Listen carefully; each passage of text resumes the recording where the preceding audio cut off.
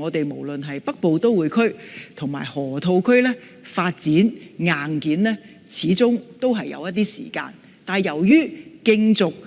高端優質嘅企業同埋人才咧係分秒必爭，我哋會唔會咧研究一下喺呢個過渡期或者用一啲科學嘅調研了解一下咧，係呢啲我哋目標嘅公司咧，其實佢哋去考慮落戶邊一個城市、邊一個地區咧，其實佢哋重點考慮嘅內容係啲乜嘢呢？因為我自己早前亦都去過南山區調研啦，我理解當時佢哋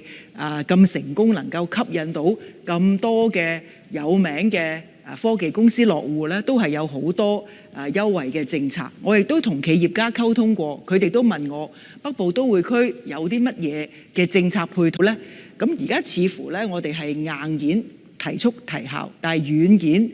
政策配套方面咧，係仲係咧係喺度咧係努力中嘅。咁我好想問下政府咧，會唔會考慮真係做一個科學嘅調研啦，了解下呢啲我哋目標嘅公司，其實如果我哋要佢哋盡快落戶北都，又或者係河套區，佢哋優先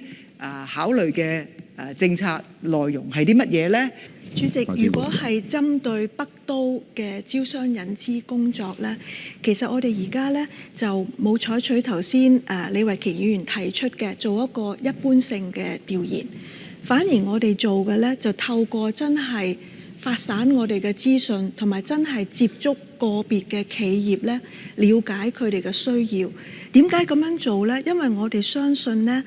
如果我哋要招商引資呢，並非一套固定嘅政策框架呢，係可以適用於所有有意進駐嘅企業嘅。反而我哋知道咗每一個企業嘅需要呢，我哋盡量呢去睇下點樣喺我哋能夠做嘅範圍滿全佢哋嘅需求。而如果真係需要政策上嘅改變呢，我哋再去提出政策上嘅改變。